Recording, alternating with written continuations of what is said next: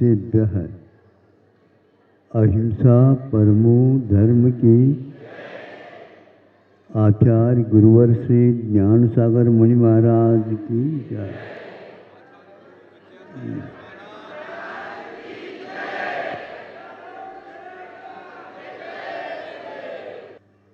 आप लोग बहुत सारी बातें जानते हुए भी प्रयोग नहीं करने से विकास रुकता है।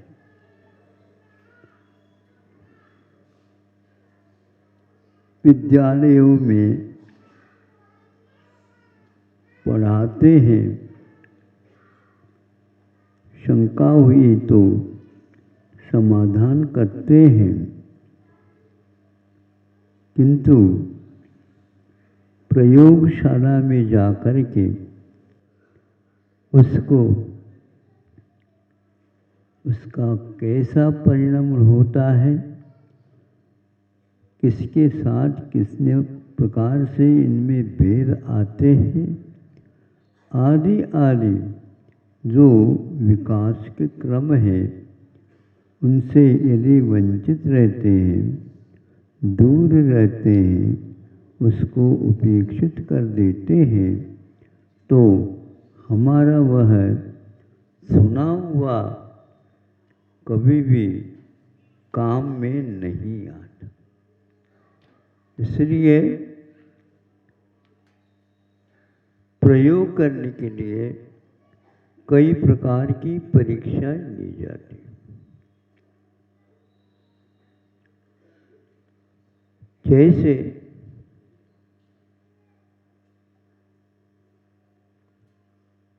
दुकानदार अपना माल बेचता है,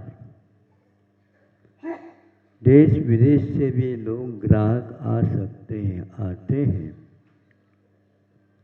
और वह अपने माल दिखाता है। ग्राहक जब जिसको पसंद करता है, उसको दिखाने के लिए वह अपने गोदाम वगैरह ले जाता है। उनको पसंद आ गया, वो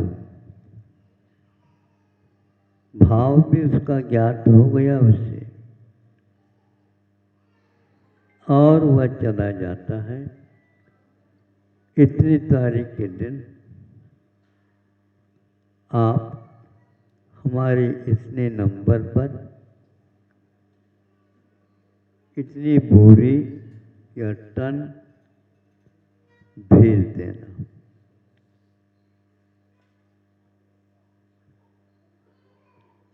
माल को हम अपने हाथ में लेंगे तो हम आपको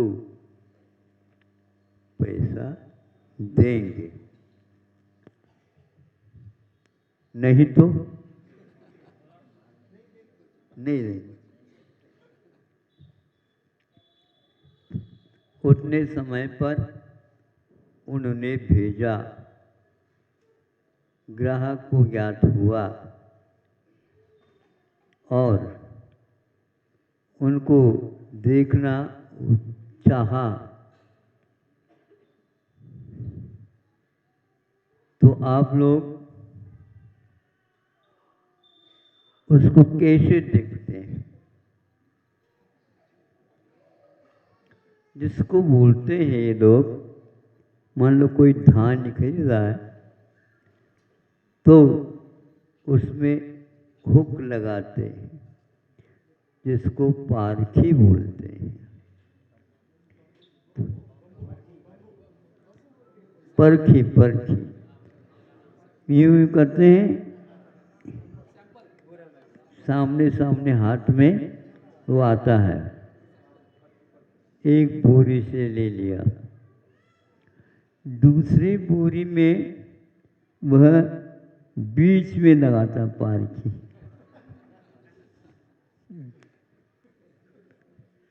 तीसरी बोरी में वह नीचे का निकालता। आप लोग अपनी चीज के तो पारखी बनते हो, लेकिन दूसरी चीज को खरीदना चाहो तो पारखी अवश्य बनना चाहिए। जब वह कहता है तीनों स्थानों में भिन्न भिन्न जो माल दिया था सैंपल के लिए वह नहीं निकला, तो कहता है आप वापस, क्वालिटी ठीक नहीं, क्वांटिटी तो है, उसको लेकर के क्या करना। जैसा आपने दिखाया था वह सब दिखावा लग गया।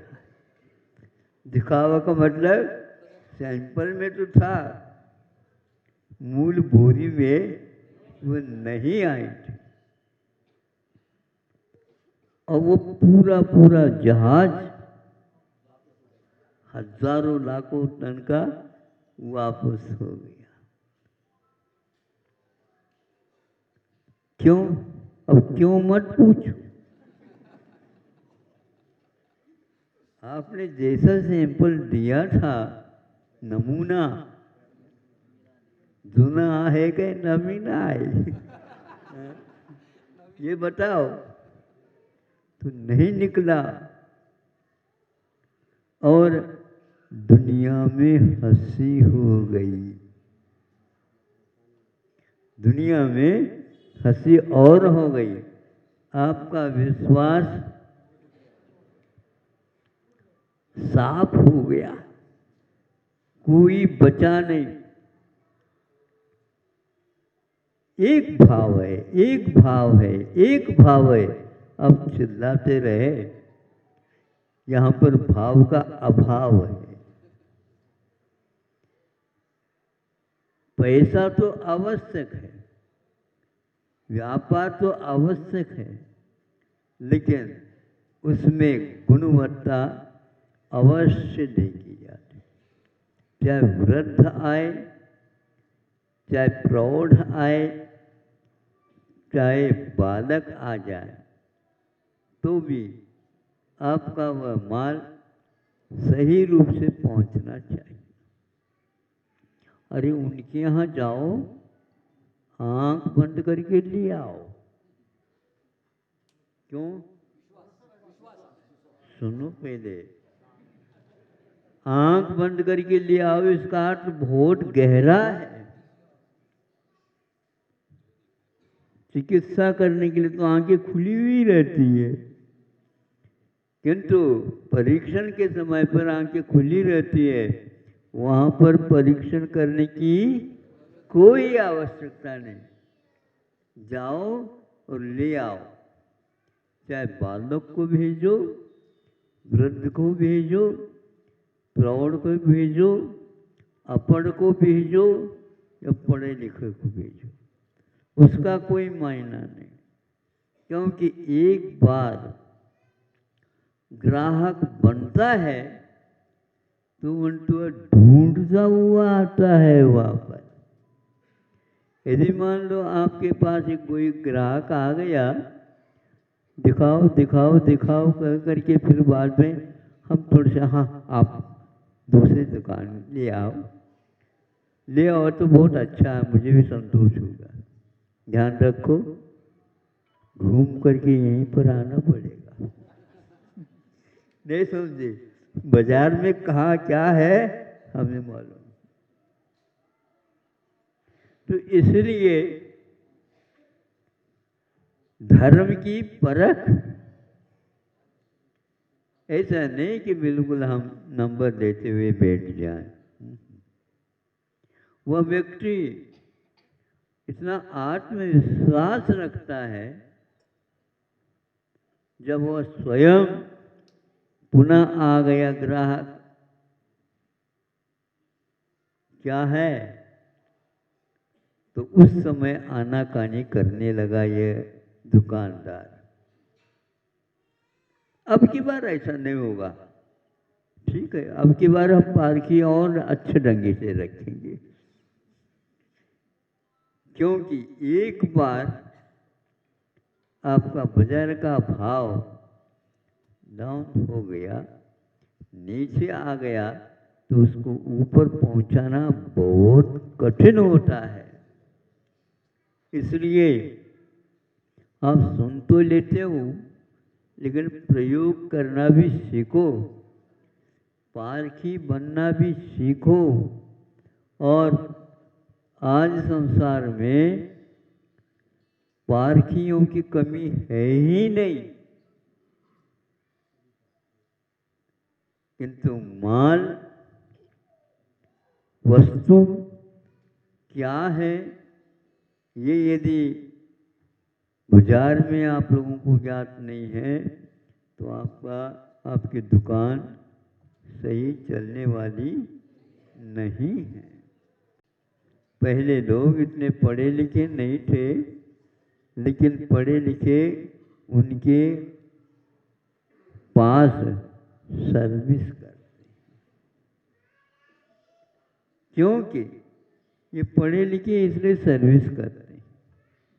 अनुभव इनको चाहिए, अनुभव के बिना, बार बार परखे बिना हम उसमें नहीं जा सकते।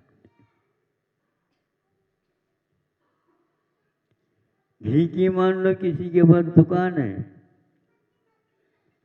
क्या करता हो, उसके ढक्कन पर घी घोल देता है, इसमें पर्याप्त हो जाता है।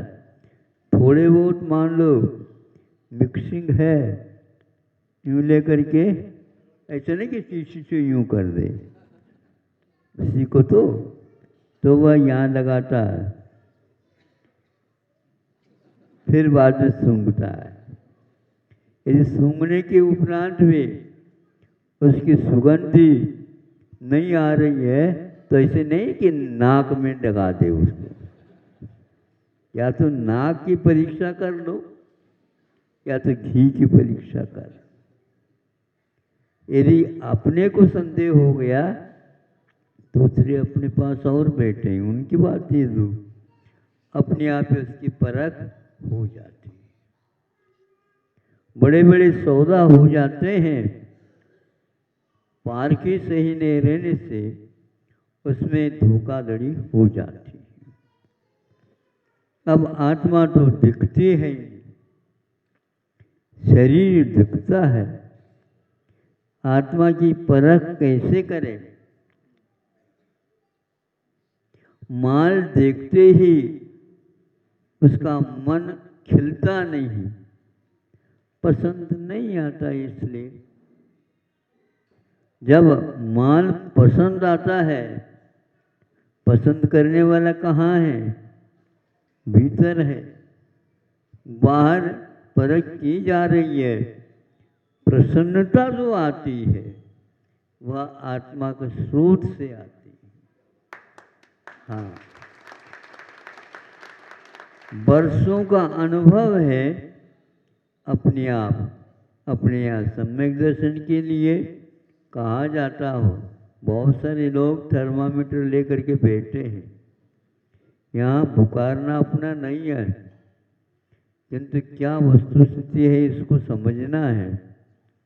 तो उनको प्रशम, सम्वेक,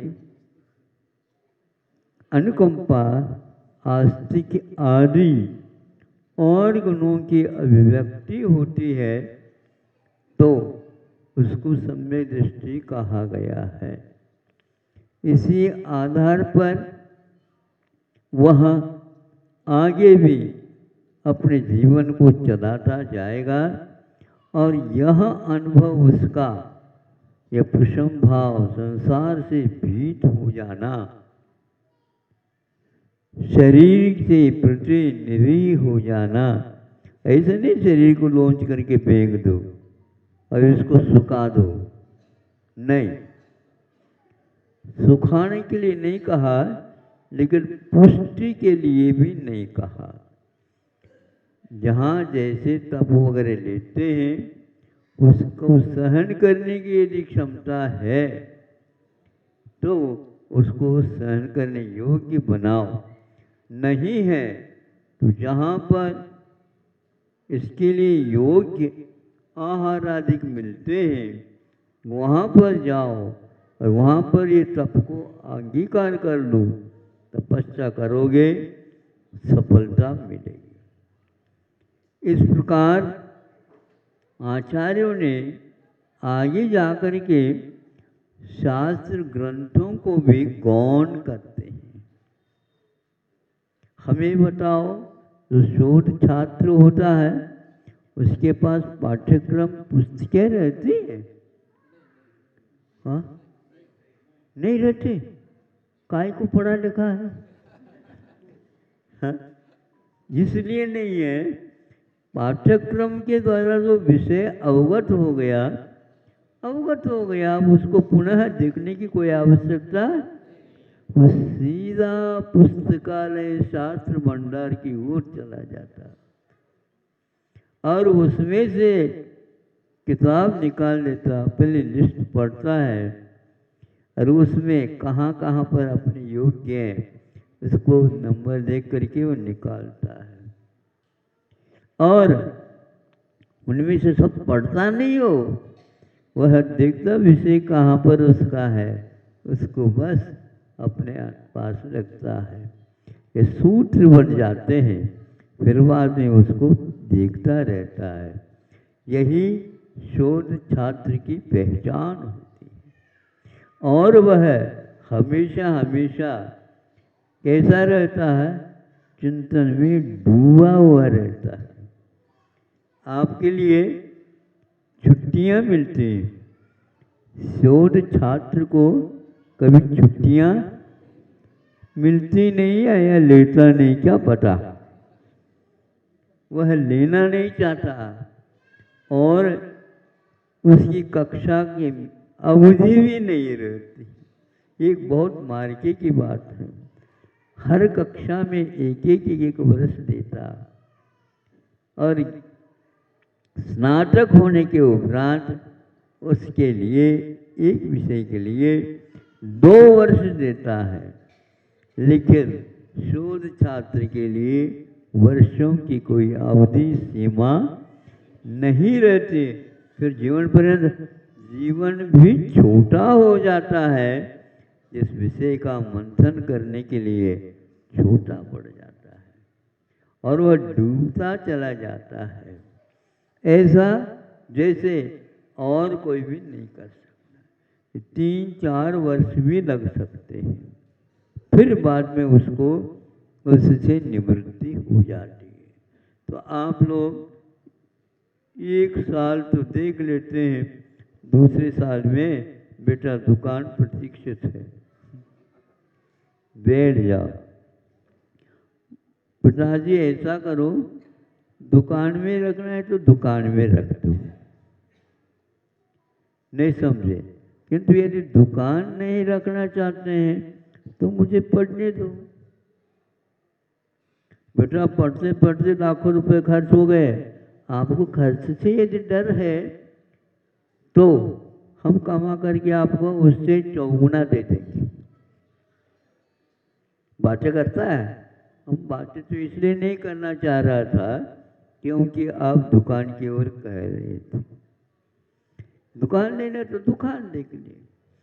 इसीलिए जो संसार से, शरीर से, भोगों से अनासक्त नहीं होता है, चारित्र लेना तो बहुत दूर है।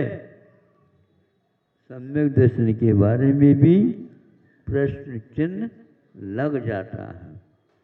आप अपने भावों को ऊपर बढ़ाना चाहते हो तो प्रशम भाव, अनासक्त भाव, अनुकंपा भाव, अस्तित्व के बारे में, किस वस्तु का क्या स्वभाव है, इसके बारे में चिंतन करते जाओ। यह आपके लिए पाठ्यक्रम है। फिर इसके उपरांत शोध ग्रंथ में कभी भी पाठ्यक्रम बनता नहीं। किंतु आज शोध करने वालों की हाल थोड़ी सी पूछताछ कर लो कौन से हॉल में रहते हैं वो। हाँ, कौन से हॉल में रहते हैं उनको पूछ लो। निर्देशक बना करके वह उसी से सब कुछ लेना चाहता है, और निर्देशक भी उसके लिए बहुत सारी चीज़ों की मांग रख करके उसकी पूर्ति के लिए कहता चला जाता है। ऐसा नहीं होता। पहले अध्यापन कार्य के माध्यम से ही शोध के विषय तैयार किए जाते थे, किंतु आज विद्यालयों में, महाविद्यालयों में अध्ययन ही नहीं हो पाता।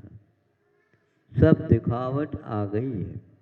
इसलिए ये कहना चाह रहा हूँ, पारखी जो है ना अच्छी ढंग की रखो, तो ये निश्चित है आपका अध्ययन, आपका मंथन, आपका आलोड़न, ये सारे गहराई की ओर लेकर के जा रहे हैं।